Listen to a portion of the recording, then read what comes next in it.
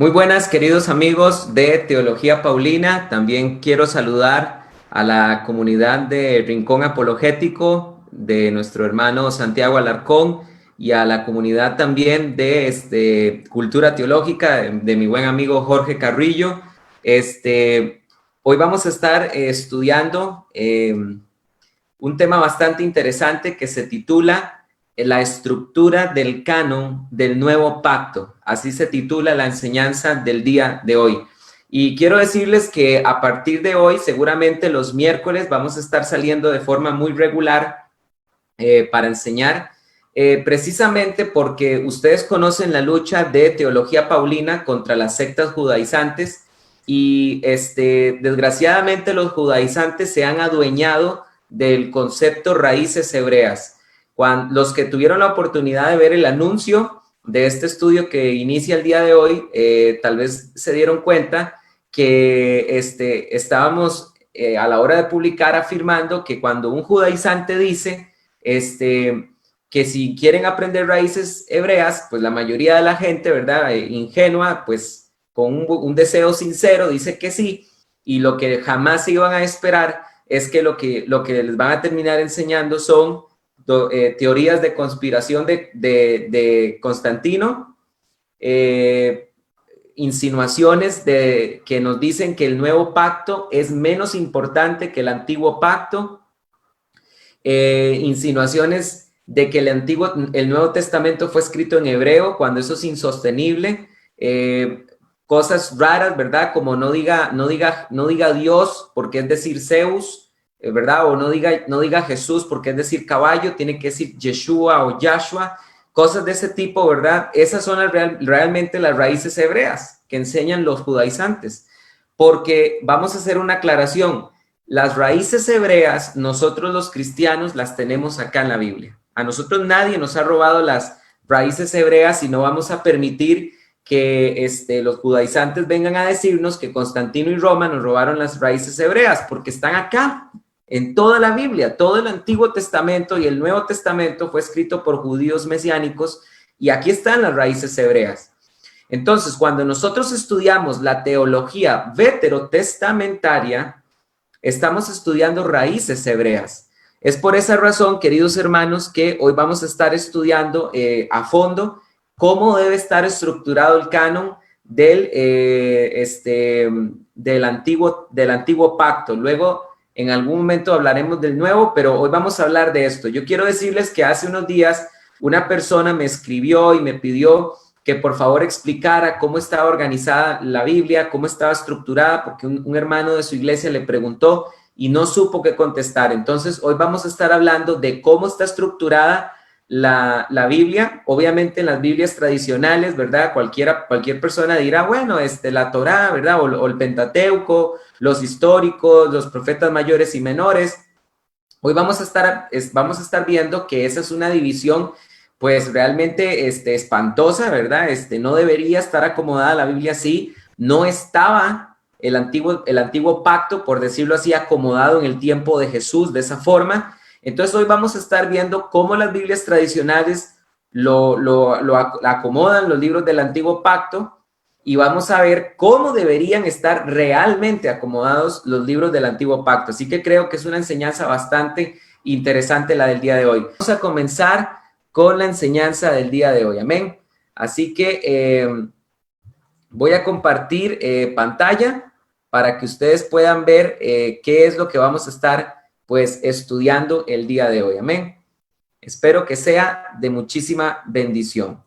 Bien, vamos a estar hablando, como bien lo decía, de el canon del nuevo pacto. De eso vamos a estar hablando el día de hoy, del canon del nuevo pacto. Y para los que están tomando nota, quiero decirles que cuando nosotros hablamos del canon, estamos hablando del conjunto de libros que conforman toda la Biblia. De hecho, la palabra griega ta Biblia, significa, al traducirlo del griego al español, significa los libros. Eso es muy importante que lo entendamos. ¿Qué significa la palabra la Biblia? Bueno, viene del griego ta Biblia, que significa los libros. Esto es importante saberlo porque nuestro libro sagrado tiene un nombre y su nombre tiene un significado. Así como, por ejemplo, en el libro sagrado del Islam, el Corán significa la repetición. Nuestro libro sagrado de los cristianos, Antiguo Pacto y Nuevo Pacto, la Biblia, significa los libros. Entonces, precisamente, vamos a estar viendo, escúchenme bien hoy, que el Antiguo Pacto, cómo está estructurado. Normalmente en nuestras Biblias, nosotros, Biblias tradicionales, encontramos 39 libros del Antiguo Pacto. Yo quiero decirles que realmente no son 39, son 22. Ahora, no se vayan a asustar. Esto no quiere decir que vamos a quitar libros de la Biblia. Lo que pasa es que la división que nosotros hoy tenemos actualmente es lo que está mal, porque en el tiempo de Jesús no había primera y segunda de Reyes, había solamente Reyes. No había primera y segunda de Samuel, había Samuel, el libro de Samuel. Entonces nosotros con el paso de los siglos somos los que hemos ido dividiendo los libros distinto a la forma en cómo estaban en el tiempo de Jesús. Entonces, hoy vamos a ver cómo los libros, cómo el Antiguo Pacto está estructurado en las Biblias tradicionales y vamos a ver al final cómo debería estar realmente estructurado. Y esto es importante porque cuando nosotros volvemos a la estructura del canon que tuvo Jesús, es muchísimo más fácil entender la teología del Antiguo Pacto. Eso es muy importante entender. Entonces, vamos a avanzar.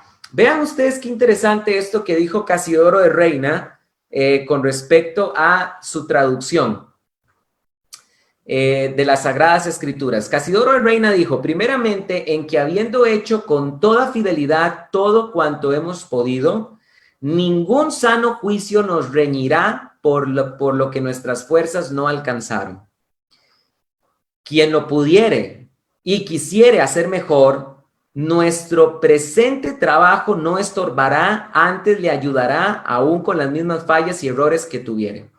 En segundo término, en que tampoco pretendemos poner regla a la iglesia para que ésta necesariamente tenga que graduar y canonizar por infalible nuestra versión.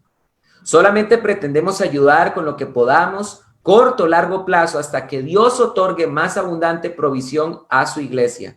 En segundo lugar, en que para quien nos quiera corregir con amor, por la gracia de Dios, no somos del número de los que con razón o sin ella presumen tanto de sí, que consideren totalmente acabado lo que una vez ha salido de sus manos, que nada se le pueda añadir ni quitar. Quiero hacer una aclaración. Cuando Casidoro de Reina afirmó estas palabras, se refería a su traducción, a la traducción que él hizo del griego de las Sagradas Escrituras. Casidoro de Reina, lo que dijo en palabras resumidas en esta frase que acabo de leer, es que él nunca pretendió que su traducción estaba completamente libre de enmiendas. Casidoro reconoció que era necesario en el futuro que otras personas trabajaran sobre su mismo trabajo y pudieran mejorar la traducción que él había hecho. ¿Por qué estoy mencionando esto? Porque hay algunas personas que solo creen, ¿verdad? No pueden ver más allá de la Biblia Reina Valera, ¿verdad? Y la Reina Valera es una versión que, pues históricamente hablando, ha sido referencia para el mundo cristiano y ha sido una versión de muchísima bendición, pero lo cierto es que hay versiones mucho mejores que la Reina Valera en cuanto a traducción. Ejemplo, la Biblia de las Américas, la Biblia textual, la Biblia Cantera Iglesias, la Biblia de Jerusalén, tienen una traducción mucho mejor que la de la Reina Valera. Pero no solo eso, es que también nosotros pensamos que todo lo que hemos heredado ya no se le puede hacer ningún cambio. Por ejemplo, nosotros sabemos que los capítulos, la Biblia no venía con división de capítulos ni versículos.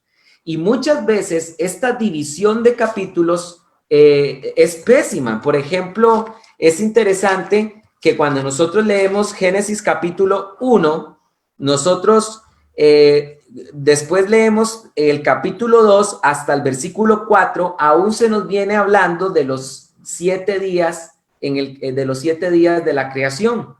Quiere decir que realmente si nosotros en nuestras Biblias deberíamos tener el capítulo 2, debería comenzar en lo que hoy conocemos como Génesis 2:5. A partir de ahí debería comenzar el capítulo 2, pero no.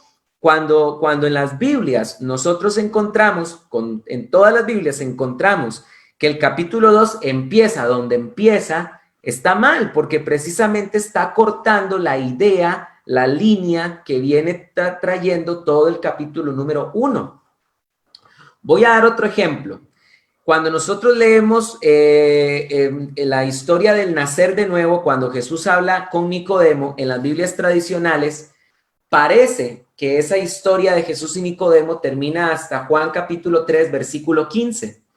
Pero Juan capítulo 3, versículo 16, que es el pasaje que todo cristiano se sabe de memoria, ¿cómo comienza? Porque de tal manera amó Dios al mundo que ha dado su único Hijo para que todo aquel que crea en Él no se pierda, mas tenga vida eterna. De ahí en adelante, de ahí de Juan, hasta en Juan capítulo 3, versículo 16, hasta el versículo número 21, parece que del 16 al 21 es una declaración teológica del apóstol Juan, pero esto no es así. Lastimosamente, las Biblias añaden aquí un subtítulo que nos hace pensar que porque de tal manera amó Dios al mundo, hasta el versículo 21, es un apartado teológico diferente de Juan. Esto no es así. Realmente, esto de porque de tal manera amó Dios al mundo, se lo dijo Jesús a Nicodemo. Vean ustedes qué impresionante. Y sin embargo, cuando agregamos ahí ese subtítulo, echamos a perder toda la teología que Jesucristo venía desarrollando. ¿Cómo sabemos que realmente la historia de Jesús y Nicodemo termina hasta el versículo 21? Porque vean lo que dice el versículo 22 de Juan 3:22. Después de esto, ¿qué es esto? La conversación que tuvo Jesucristo de noche con Nicodemo. Entonces es muy, pero muy importante que nosotros entendamos que todo el trabajo que se ha hecho en las Biblias, tanto de acomodarla en capítulos, agregar subtítulos, agregar versículos, acomodar los libros, dividir los libros, es una obra humana que está sujeta a errores y que tenemos que ser muy críticos y pedirle al Señor que las versiones, las nuevas versiones de la Biblia que tengamos vayan enmendando estos errores para que nosotros podamos tener un mejor entendimiento. ¿Se entiende? Entonces, uno de los más grandes errores que nosotros tenemos es el caso de cómo está estructurado el Antiguo Pacto. Que eso es otra cosa, no deberíamos decir Antiguo Testamento, sino Antiguo Pacto, porque Cristo lo que vino a mediar fue un nuevo pacto, no un testamento. Eso es otra cosa. El término correcto es Antiguo Pacto, Nuevo Pacto, no Antiguo Testamento, Nuevo Testamento. Es muchísimas las cosas que tenemos que aprender. Pero bueno, vean ustedes, esta es la división tradicional de las Biblias. Vean ustedes que las Biblias convencionales, las Biblias normales, dividen todo el mensaje de Dios del Antiguo Pacto, lo dividen en 39 libros. Y yo lo único que encuentro útil realmente de esta división es el hecho de que si tú aprendes a conocer esta división, si tienes una Biblia tradicional, vas a poder encontrar los libros de la Biblia muy rápido. Sin embargo, esta división ya no aparece en la Biblia textual. La Biblia textual cambia por completo la división y desgraciadamente, pues a mi juicio, y lo digo con mucha humildad, creo que tampoco la Biblia textual divide los libros de la mejor manera. La Biblia textual, cuarta edición, divide los libros del Antiguo Testamento en 22, como en el tiempo de Jesús, pero la división de cada libro que hizo no es la mejor. Creo que aún la Biblia textual debe mejorar en esto, pero veamos la división. La primera división que tenemos en la Biblia, en el antiguo pacto, es el Pentateuco. Esta palabra Pentateuco se desprende de dos palabras griegas, penta, que significa 5 en griego, y teucos, que significa en griego rollos. Entonces, ¿por qué se le llama Pentateuco o 5 rollos? Bueno, es que precisamente cada uno de estos libros, Génesis, Éxodo, Levítico, Números y Deuteronomio, cada uno de estos libros estaba aparte en un rollo distinto. Es decir, había un rollo para Génesis, otro para Éxodo y así para cada uno de estos 5 libros. Por eso los griegos lo llamaron Pentateuco, 5 rollos. Y esta es la primera división que encontramos nosotros del antiguo pacto. Ahora, cosas muy importantes que entender. Es interesante entender que los griegos llamaban los libros, ya porque esto lo vamos a ver conforme avance la enseñanza, los griegos llamaban los libros de una manera y los hebreos los llamaban de otra. De hecho, vamos a aprender cómo se dice cada uno de los libros de la Biblia en hebreo. Así que realmente esta enseñanza creo que está muy, muy completa. Pero vean ustedes esto, queridos hermanos, ¿por qué los griegos le pusieron Génesis a este libro? Ahora, ¿cómo un griego, cuál era el criterio de un griego para ponerle título a un libro? Muy sencillo. Los griegos leían el libro completo y de acuerdo al contenido de ese libro, ellos asignaban un nombre. Entonces, cuando nosotros leemos el libro de Génesis, encontramos que se nos habla de el origen del universo. Se nos habla del origen del planeta Tierra. Se nos habla del origen de los seres vivos. Se nos habla del origen del ser humano y el origen de la nación de Israel y el origen del pecado también. Entonces, precisamente porque como este libro habla de orígenes, los griegos le pusieron Génesis, que en griego significa orígenes. Ahora, el segundo libro de la Biblia habla acerca de la migración del pueblo de Israel de Egipto a la tierra de Canaán. Y a este libro los griegos le pusieron Éxodo, que en griego significa migración. ¿Lo ven qué interesante? Los griegos eran muy coherentes a la hora de asignar nombres. Al tercer libro de la Biblia le pusieron Levítico, porque precisamente el libro de Levítico habla de códigos rituales de los levitas, de la tribu de Leví, que eran los sacerdotes de la nación de Israel.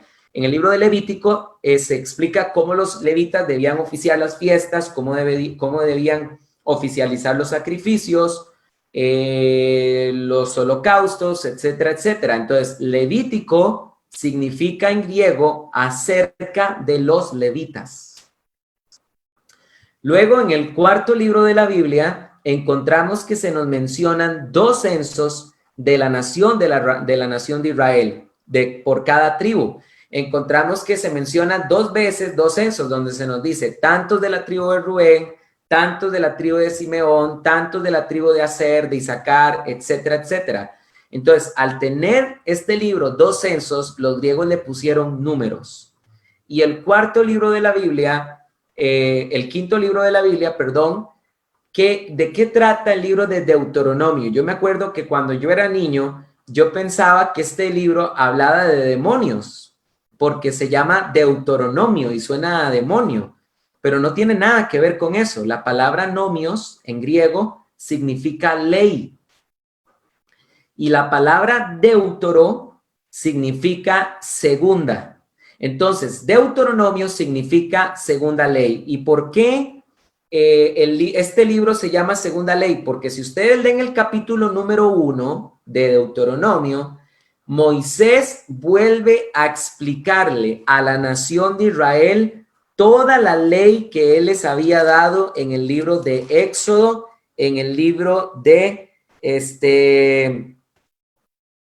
en el libro de Éxodo, en el libro de Levítico y en el libro de Números. Moisés les vuelve a ellos a explicar de nuevo toda la ley que ya les había compartido. Entonces, es muy importante que entendamos que por esta razón se llama Deuteronomio.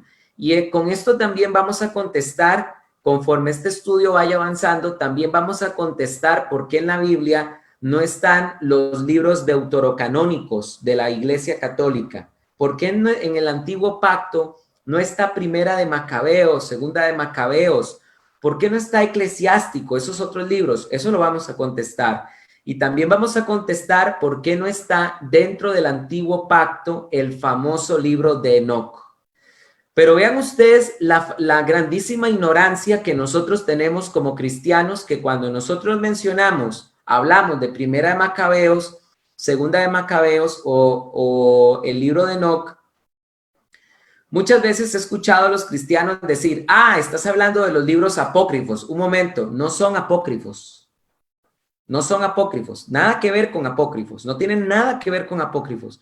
Todo esto lo vamos a aprender conforme este estudio vaya avanzando. Luego de esto, de la primera división del Nuevo Testamento, que es el Pentateuco, vamos a encontrar la segunda división, que son los libros históricos. Estos libros históricos son 13. Vean ustedes, 1, 2, 3, 4, 5, 6, 7, 8, 9, 10, 11. A ver, vamos a ver, 1, 2, 3, 4, 5, 6, 7, 8, 9, 10, 11. Son 11, perdón. En estos libros históricos vamos a encontrar, pues todos los libros que hablan de la historia de la nación de Israel. Por eso se llaman históricos. Josué, que para que tomen nota de algunas características de estos libros. El libro de Josué narra 411 años de historia, para los que quieran empezar a tomar notas. Perdón, el libro de Josué narra 40 años de historia, que es la historia del sucesor de Moisés, Josué. Luego los jueces, cuando Josué muere, ya no queda un líder de la nación de Israel y literalmente cada quien hacía lo que se le pegaba la gana, que este es el famoso libro de los jueces, donde se nos habla de muchos jueces, Jefté, Gedeón, Sansón. Esto abarca 411 años de historia, el libro de los jueces. Josué narra 40 años de historia, el libro de los jueces narra 411 años de historia. Después de eso, encontramos un libro muy importante que no hay duda que tuvo que haber sido escrito en tiempos del rey David o en tiempos del rey Salomón, porque este libro que llamamos el libro de Ruth, que es uno de los dos únicos libros de la Biblia que tienen el nombre de una mujer, y por cierto, una mujer gentil, es muy importante que entendamos esto. El libro de Ruth termina hablando de la genealogía de Ruth y termina hablando del padre de el rey David. Vean ustedes que en el libro de Ruth, esto es interesantísimo, se nos narra lo siguiente. Quiero leerles por un momento Ruth para que ustedes noten lo siguiente. Por eso es que sabemos que este libro tuvo que haber sido escrito en tiempos del rey David, porque vean lo que dice Ruth capítulo 4, versículo 18. Estas son las generaciones de Fares. Fares engendró a Esrón, Esrón engendró a Ram, Ram engendró a Aminadab, Aminadab engendró a Naasón, Naasón engendró a Salmón, Salmón engendró a Boaz, engendró a Obed, Obed engendró a Isaí, e Isaí engendró a David. ¿Se dan cuenta? Entonces, el libro de Ruth se escribió precisamente para hablarnos de forma específica del origen del rey David, de la dinastía de David. Entonces, tuvo que haber sido escrito con toda seguridad en tiempos de el rey David. Bien, luego encontramos el libro de Primera y Segunda de Samuel. ¿De qué nos hablan estos libros? Bueno, este libro comienza hablando del último juez de la nación de Israel. Y escúchenme bien esto, no solo es el último juez de la nación de Israel, es el único buen juez que la nación de Israel tuvo. Vean ustedes qué impresionante. Fue el único.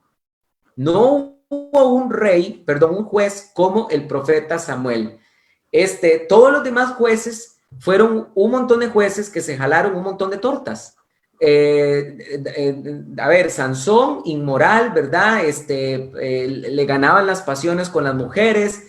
Jefté sacrifica a su hija. Gedeón, cobarde, ¿verdad? Y le pone la carga a Débora, la profetisa Débora. Entonces, es importante que nosotros entendamos que el libro de Samuel es una transición entre reyes y los jueces, porque nos menciona al último rey de Israel y después nos va a mencionar a el primer rey de Israel. Aquí estoy viendo que el libro de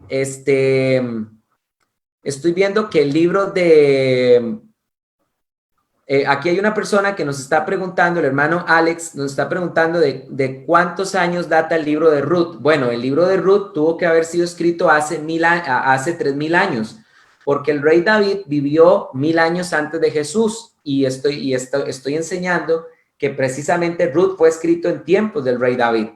Ahora, el libro de Samuel, para que tomen nota, ¿de cuánto periodo histórico nos está hablando? De 120 años. Porque el libro de Samuel no lo pudo haber escrito todo Samuel, ya se dieron cuenta, ¿verdad?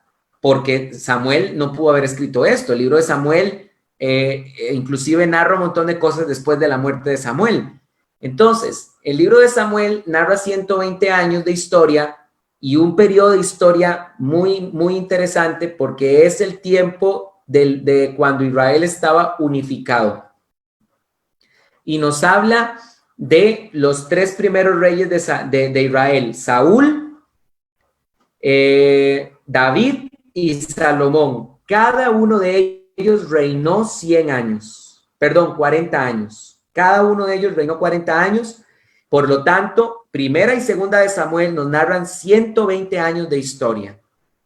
Luego, después de eso, el libro de Primera de Reyes, esto es muy interesante porque vienen los libros de Primera de Reyes que se van a enfocar, van a hablar de todos los reyes, de Israel del norte y Israel del sur, pero Primera de Reyes está más enfocado en los reyes de Israel del norte. Y después Crónicas está más relacionado con los reyes de Israel del sur. Entonces, ¿cuál es el periodo histórico que narra los reyes y las crónicas? Muy sencillo. Comienza narrándonos desde el año 930, que es cuando Israel se divide en dos. Recordemos que Israel estaba unificado. Saúl gobernó 40 años, Israel era una sola nación. David gobernó otros 40 años y su hijo Salomón, e Israel siempre fue una sola nación. Pero cuando Salomón murió, le entregó el reinado a su hijo Roboam. Y a Roboam, por ser un joven inmaduro que no quiso seguir el consejo de los ancianos que aconsejaron a su padre, el reino se le dividió en dos. Y Jeroboam reinó en el norte y Roboam reinó en Israel del sur, que eran solo la tribu de Benjamín y la tribu de Judá. Entonces, ¿cuándo ocurrió ese sigma? ¿Cuándo ocurrió esa división? Ocurrió en el año 930 antes de Cristo. Ahí ocurrió en el año 930 antes de Cristo.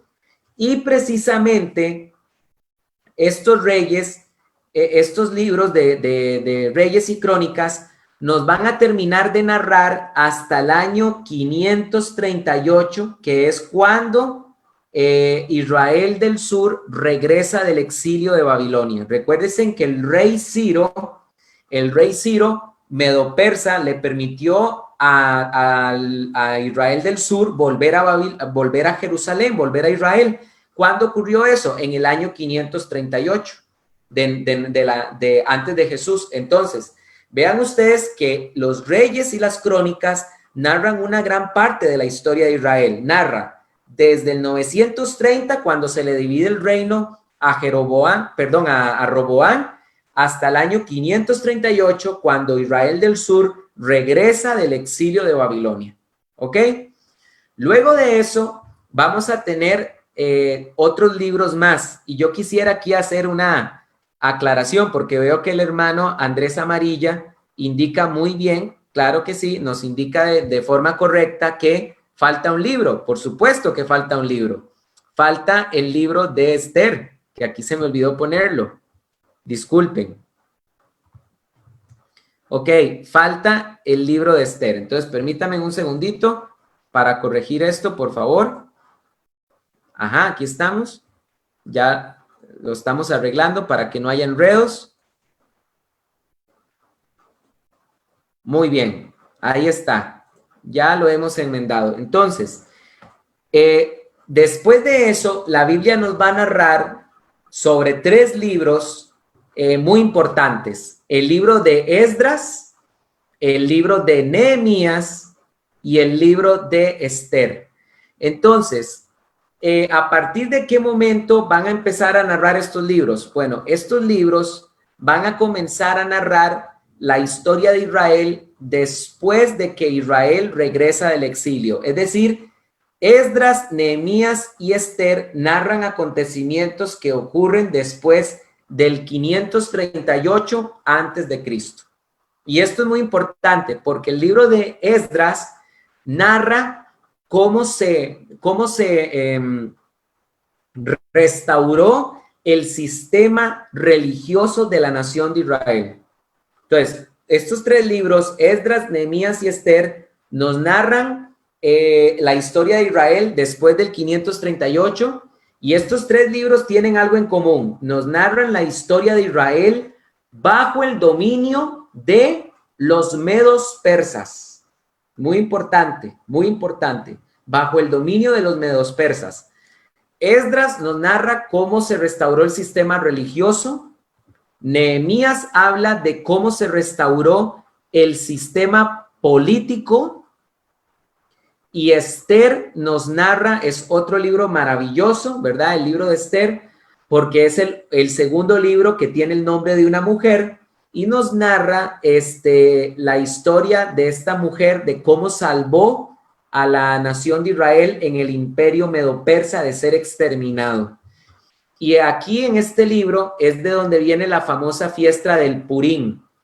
Y este libro de Esther fue escrito en una persecución muy grande que tenía la nación de Israel, a tal punto que es un libro que no menciona por ningún lado a Dios.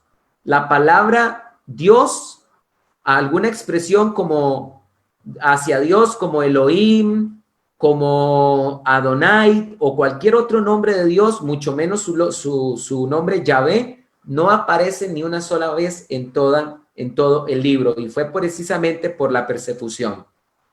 Bien, después de eso, en las Biblias convencionales encontramos la tercera sección y la cuarta sección, los libros poéticos y los libros sapienciales. Los libros sapienciales significan de sabiduría, pero vamos a ver, ¿qué significa? ¿Por qué Job está en los 2 lugares? Voy a explicarles por qué. Porque los teólogos no se han puesto de acuerdo con relación a si el libro de Job es poético o si es un libro sapiencial.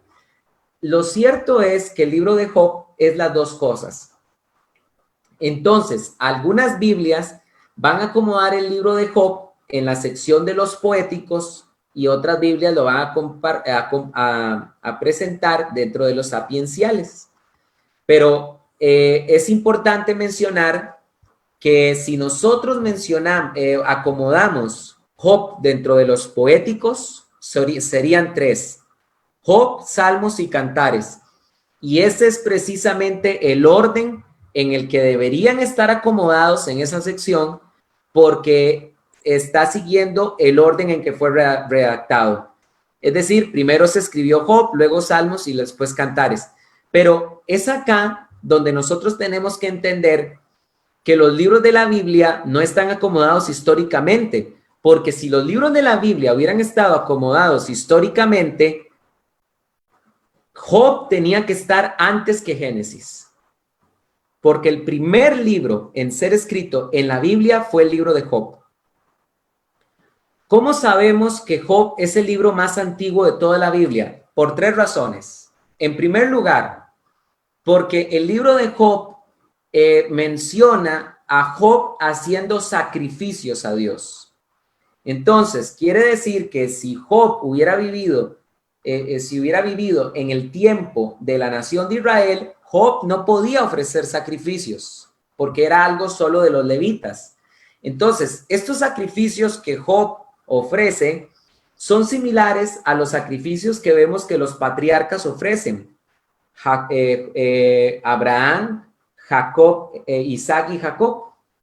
En segundo lugar, el libro de Job en ningún lado menciona a la nación de Israel. Por eso sabemos que el libro fue escrito antes de que la nación de Israel existiera. Y en tercer lugar, el libro de Job es el libro más antiguo porque encontramos en él evidencias de paleo hebreo. ¿Qué significa eso? Encontramos evidencias de que el libro de Job tiene un hebreo tan antiguo que lo hace diferente a muchos de los libros del Antiguo Testamento. Es por esta razón que el libro de Job es el libro más antiguo. Ahora, los libros de sabiduría, bueno, depende. Si acomodamos Job dentro de los libros de sabiduría, debería estar Job de primero. Luego Proverbios, porque después de Job fue escrito Proverbios en cuanto al apartado de los sapienciales, ¿verdad? Pero, a ver, hay una diferencia de años, demasiados años entre Job y Proverbios. Job escribió 2000 años antes de Jesús, Salomón escribió 950 años antes de Jesús. Entonces vean que son libros que son parte de una misma sección, pero separados por siglos entre ellos. Ahora, lo que sí es importante es que si nosotros acomodamos los libros de Salomón en orden, Salomón primero escribió Cantares cuando él era un joven enamorado. Cuando era un hombre maduro, escribió Proverbios, y Eclesiastés lo escribió de último antes de morir. Muy bien. Y acá es donde viene la peor división que ustedes se puedan imaginar, pero la peor, de verdad que sí. Y voy a explicarla porque aquí es donde encontramos la sección de los profetas. Pero esto es terrible, esto es un completo desastre. Les voy a explicar por qué. Porque yo no sé a quién fue el que se le ocurrió la brillante idea de dividir a los profetas en profetas mayores y profetas menores. Esto es un desastre completo. ¿Por qué? Porque cuando hablamos de profetas mayores y profetas menores, parece que Isaías, Ezequiel, Daniel son más importantes que el resto de los profetas. De hecho, aquí hay un error en la presentación. Permítame un segundo enmendarlo, por favor. Permítame un segundito.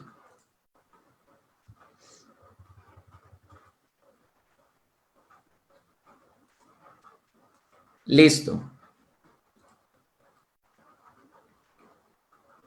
Muy bien. Entonces, cuando nosotros oímos de profetas mayores, cualquiera que oye eso dice, ah, bueno, es que Isaías, Jeremías, Ezequiel y Daniel son más importantes que el resto, que Abdías, que Jonás, que Miqueas. No, a ver, no son más importantes, por el amor de Dios. Todos los profetas son igual de importantes. Ahora, hay algunos que argumentan que es que esto precisamente se hizo porque el volumen de estos profetas es mucho mayor que lo que escribieron los otros. Eso parecería convincente porque, bueno, Isaías escribió 66 capítulos y Abdías, por ejemplo, es solo un capítulo, o Jonás es solamente 4 capítulos. Cualquiera diría entonces que esta es la razón. No, no es cierto. Zacarías tiene 14 capítulos y no está dentro del libro de los profetas mayores. Y Zacarías le gana a Daniel porque Daniel tiene 12 capítulos, pero Zacarías tiene 14, y sin embargo Zacarías está dentro de los profetas menores. ¿Se dan cuenta cómo no tiene coherencia? Es terrible esto que se hizo. Entonces, sin embargo, en las Biblias convencionales, si tú tienes una Biblia normal, vas a encontrar que a partir de los profetas, después de los libros sapienciales, aparecen en este orden: Isaías, Jeremías, Ezequiel y Daniel.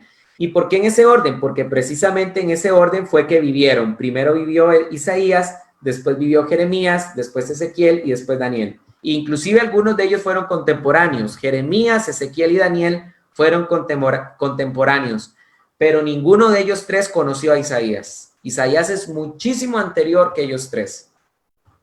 Ahora, les voy a dar un tip, porque me quedan 10 minutos de enseñanza. Obviamente hay un montón más que tengo que enseñar, pero no lo puedo enseñar todo hoy porque la enseñanza sería muy cansada. Entonces, ¿qué más? Voy a darles un tip. Yo no sé si a ustedes les ha pasado en sus Biblias, en las Biblias tradicionales, si tú tienes una Biblia tradicional, que es un mundo encontrar Sofonías, Habacuc, Nahum, y hay gente que pregunta, ¿y eso está en la Biblia? Entonces, estos libros que nadie los encuentra fácil nunca, ¿verdad? Y que cuando el predicador dice, vamos a Joel, todo el mundo anda bailando por toda la Biblia, porque nadie los encuentra fácil. Hay una forma muy sencilla de encontrarlos. Si tú tienes una Biblia tradicional, si tú aprendes a identificar dónde está el libro de Daniel, cualquiera de esos libros con nombres raros, Ageo, Miqueas, Sofonías, etcétera, todos esos profetas que tienen nombres raros están después de Daniel. Entonces, si tú agarras Daniel y pasas con tranquilidad, vas a encontrar cualquiera de los profetas menores, de los mal llamados profetas menores, ¿ok? Y es de esta forma como está acomodado el canon del Antiguo Pacto en las Biblias tradicionales. ¿Qué vamos a ver la próxima semana, el próximo miércoles en Teología Paulina en vivo? Vamos a ver cómo está acomodado la Tanaj y por qué los judíos la llaman Tanaj.